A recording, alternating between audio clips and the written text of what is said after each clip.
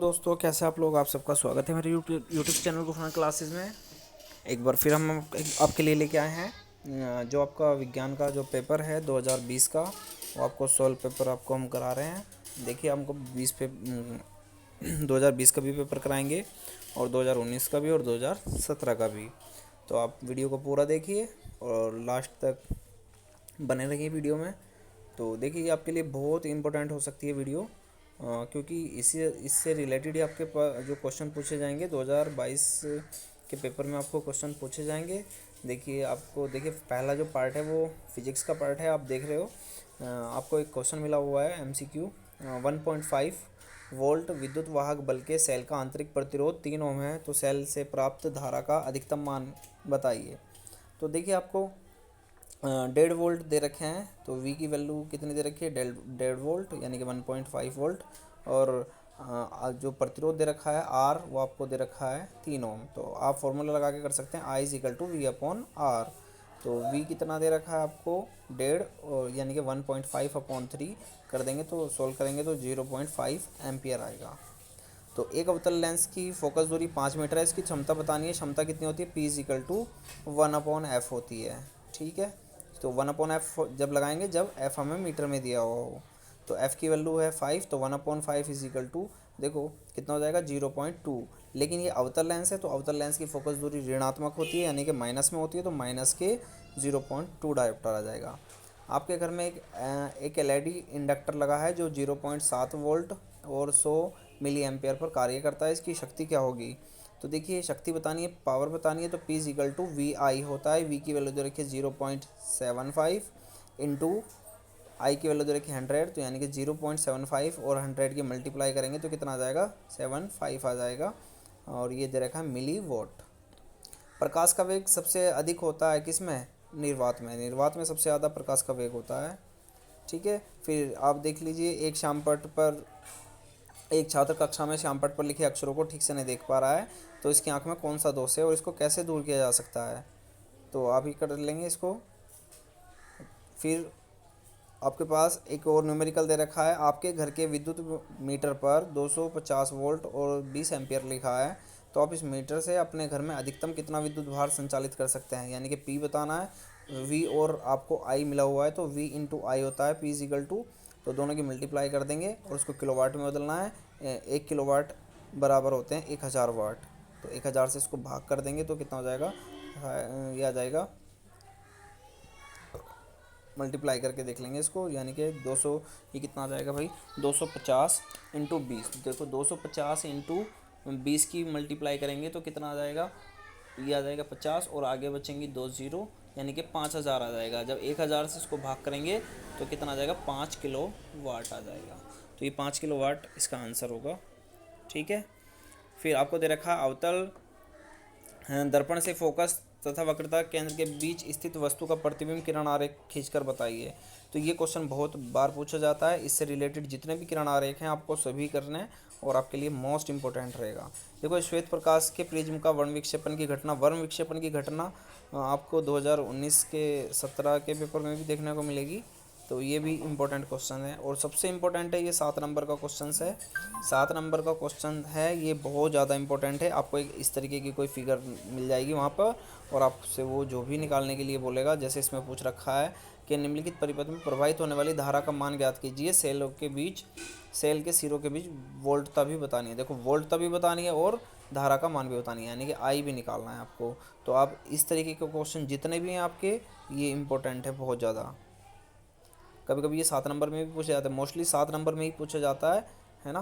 तो आप तैयारी करेंगे, नंबरों से कोई लेना देना नहीं होता, क्योंकि वो एग्जामिनर के ऊपर डिपेंड है, वो उनको कितने नंबर में क्वेश्चन को दे रहे हैं। तो ये आपके घर में, इसे अथवा में दे रखा है, आपके घर में प्रयुक्त 1.5 किलोवाट का एक एयर कंडीशन प्रतिदिन 10 घंटे चला जाता है। प्रति माह यानी कि 30 दिन होने वाले विद्युत ऊर्जा का मूल्य ज्ञात कीजिए यदि प्रति यूनिट मूल्य 7 रुपये हो, है ना। तो पहले हम यूनिट निकालनी पड़ती है। यूनिट कितना होता है, वाट गुना घंटे गुना दिन बटा 1000। ये फॉर्मूला लगाएंगे और यूनिट निकाल लेंगे और जितनी यूनिट आएंगी उसकी 7 से मल्टीप्लाई कर देंगे तो आपको विद्युत यूनिट का मूल्य पता चल जाएगा। विद्युत धारा और दिष्ट धारा में अंतर, एक प्रत्यावर्ती धारा जनित्र का सिद्धांत कार्यविधि संक्षेप में बताइए। देखो, प्रत्यावर्ती धारा का दे रखा है, इस बार 2020 में प्रत्यावर्ती धारा आया था, 19 में दिष्ट धारा आया था। तो एक जनरेटर आपको करना है, चाहे वो एसी कर लो चाहे वो डीसी कर लो, ठीक है।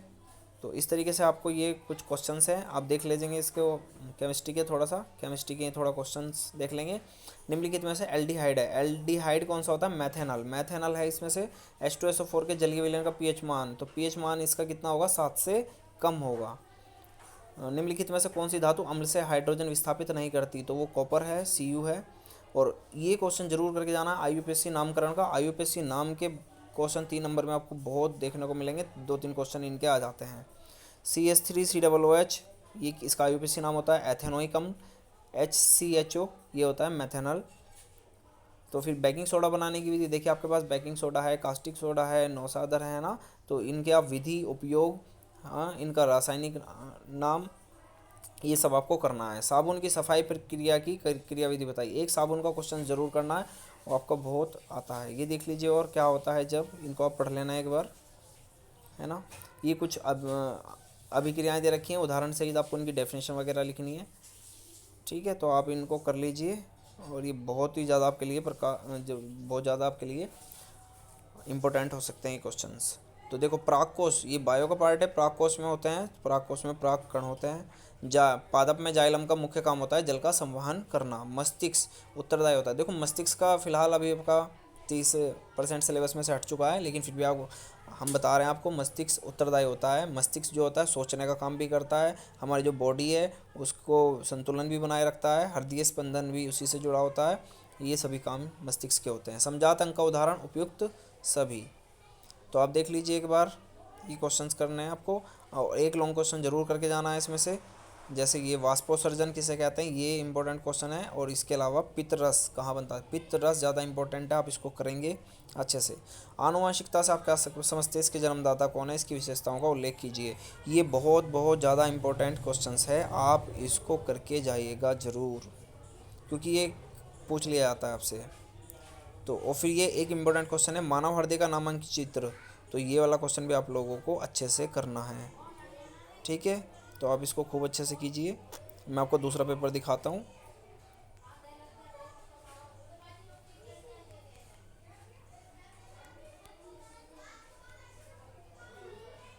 इसी के साथ दूसरा पेपर हम देखेंगे।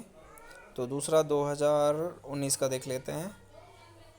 2019 का पेपर आपको ये विज्ञान का मिल जाएगा, तो आप इसको देख लीजिए एक बार, जिसका कोड है 824 BW। तो देखो, किसी दर्पण से आप चाहे कितनी भी दूर हो, प्रतिबिंब सदैव सीधा बनता है। तो वो दर्पण हो सकता है, तो वो दर्पण या तो समतल हो सकता है या उत्तल हो सकता है। न्यूनतम दृष्टि की स्पष्ट दृष्टि की न्यूनतम दूरी कितनी होती है? 25 सेंटीमीटर। किसी चालक में जो धारा का प्रभाव होता है वो इलेक्ट्रॉनों के द्वारा ही होता है। तो इसमें से जो शक्ति का जो सही फॉर्मूला है वो कितना है? P=VI होता है। तो VI वाला ऑप्शन करेक्ट है। तो आप देख रहे हो, एक ये जो पावर वाला है, ये क्वेश्चन जरूर आप करके जाना। ये 2 नंबर में, 1 नंबर में आपसे पूछ लिया जाता है कि उस उत्तल लेंस की क्षमता बताइए जिसकी फोकस दूरी 20 सेंटीमीटर है। तो आपको क्षमता बतानी है, पावर निकालनी है, फोकस दूरी दे रखा है 20 सेंटीमीटर। सेंटीमीटर, जब भी आपको फोकस दूरी सेंटीमीटर में मिले तो आप फॉर्मूला लगाएंगे P=100/f। और अगर मीटर में मिलेगी तो P=1/f, ये वाला फॉर्मूला लगाएंगे। तो देख लीजिए, देखो श्वेत प्रकाश का वर्ण विक्षेपण, ये पिछले 2020 में भी आया है और 2019 में भी आया है। देखो, समांतर क्रम में जोड़े गए प्रतिरोधों के लिए तुल्य प्रतिरोध के लिए व्यंजक बताना है। तो तुल्य प्रतिरोध के लिए व्यंजक आपको पता है, जब समांतर क्रम में जोड़ते हैं तो 1/r = 1/r1 + 1/r2 + 1/r3 होता है। और अगर वो श्रेणी क्रम में जोड़े गए हैं तो r = 1r1 + r2 + r3 and so on. तो इस टाइप से जितने प्रतिरोध होते हैं वो सभी का योग होता है।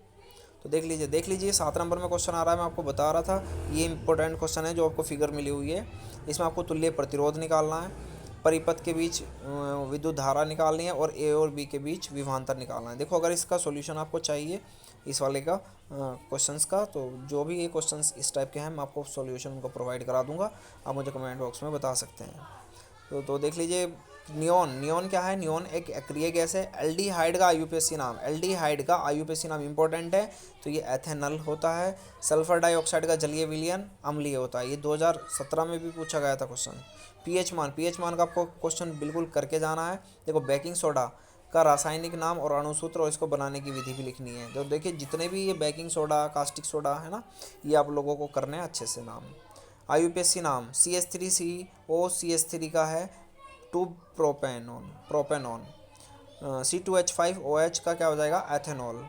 मैंडलीफ, मैंडलीफ की आवर्त सारणी और आधुनिक आवर्त सारणी ये भी इंपॉर्टेंट है, ये जरूर करके जाना आप। धावन सोडा बनाने की रासायनिक समीकरण लिखिए और इसका उपयोग भी बताना है आपको। तो देख लीजिए आप क्वेश्चंस, आप जितना ज़्यादा से ज़्यादा देखोगे, पढ़ोगे, समझोगे, उतना आपके लिए बहुत ज़्यादा इंपॉर्टेंट होगा। देखो साबुन का निर्मलीकरण पिछली बार भी आया था, अभी भी आया है, साबुनीकरण भी आया है, तो बहुत इंपॉर्टेंट क्वेश्चन है। देखो मनुष्य के वृक्क एक तंत्र का भाग है जो संबंधित होता है किससे? पोषण से, श्वसन से, या उत्सर्जन से, या परिवहन से। तो वृक्क जो होता है जिसको हम बोलते हैं किडनी, है ना, किडनी जो है वो उत्सर्जन का काम करती है, तो वो उत्सर्जन से संबंधित है। निम्नलिखित में से कौन सा पादप हार्मोन्स है? तो पादप हार्मोन्स साइटोकाइनिन होता है। निम्नलिखित में से कौन मादा जनन तंत्र का भाग नहीं है? तो मादा जनन तंत्र में शुक्रवाहिका नहीं होती, बाकी तीनों होती हैं। विकास की दृष्टि से हमारी किस अधिक समानता है? तो वो चिंपैंजी से ज़्यादा समानता है। लार में कौन सा एंजाइम पाया जाता है? देखो लार में टॉयलिन नामक एंजाइम पाया जाता है। ठीक है, तो आप ये क्वेश्चन कर लीजिए। तो मेंडल ने अपने प्रयोग के लिए किस पौधे को चुना? तो मटर के पौधे को उन्होंने चुना था। ठीक है, मानव के उत्सर्जन में कौन से तंत्र होते हैं? तो देखो मानव के उत्सर्जन में आपका सबसे पहले तो आपका हो जाएगा वृक्क, जिसको हम बोलते हैं किडनी, है ना, यकृत भी आता है इसमें, है ना, तो आप पढ़ लेना इनको। हृदय क्या है? हृदय का पिछली बार भी क्वेश्चन आया था और इस बार भी आया था और अब की बार भी आने की पूरी पूरी संभावना है। जीवन की उत्पत्ति से आप क्या समझते हैं? नई प्रजातियों के उद्भव पर प्रकाश डालिए। ये क्वेश्चन मोस्ट इंपॉर्टेंट है, इस बार आने के पूरे पूरे चांस है, आप इस क्वेश्चन को करके जाना। ठीक है, तो आपको ये 2019 का पेपर भी हमने बता दिया। अब 2017 का पेपर कराते हैं, तो देख लीजिए 2017 का पेपर हम आपको बता रहे हैं। ये 2017 का है 824 BS। तो देख लीजिए आप इसको एक बार। प्रत्येक 4 ओम प्रतिरोध वाले 4 चालक तारों को समांतर क्रम में जोड़ने पर तुल्य प्रतिरोध होगा। देखो जितने ओम के, अगर जैसे 4 ओम दे रखा है, 4 ओम के 4 ही तार हैं और वो समांतर क्रम में, तो हमेशा याद रखना उसका तुल्य प्रतिरोध 1 होगा।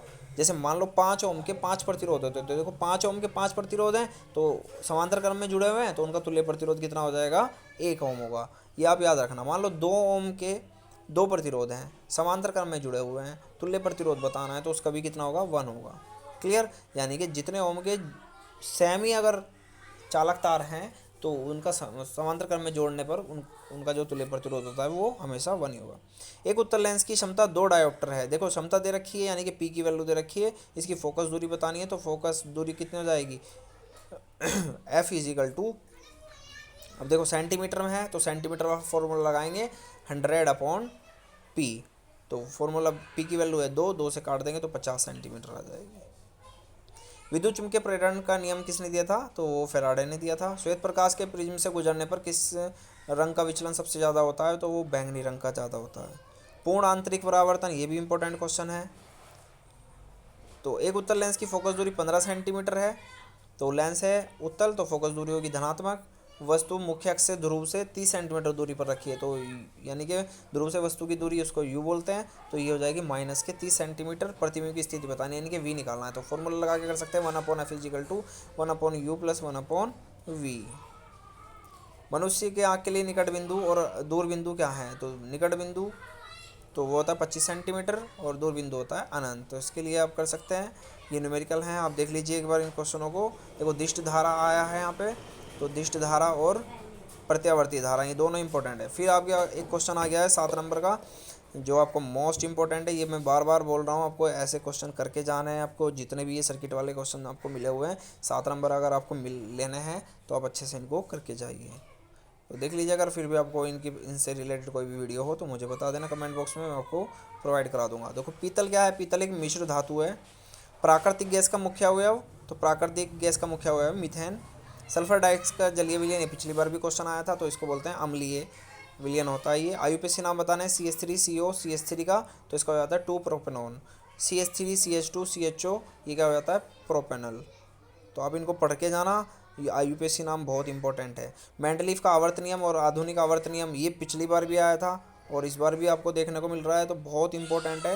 देखो जब तक आप इन पेपर को नहीं देखोगे, आपको कुछ ऐसा है जो इसमें सिलेबस में नहीं है। यहाँ पे अमोनिया गैस सिलेबस में नहीं है, फिलहाल इसको हटा दिया गया है, तो आप इसको मत पढ़ना। ठीक है, बाकी आप देख लेना जो भी आपके सिलेबस में है उसके अकॉर्डिंग आपको पढ़ना है। तो मनुष्य में गुणसूत्रों की संख्या कितनी होती है, तो गुणसूत्र कितने होते हैं, 46 होते हैं, 46 होते हैं, यानी कि 23 जोड़े होते हैं।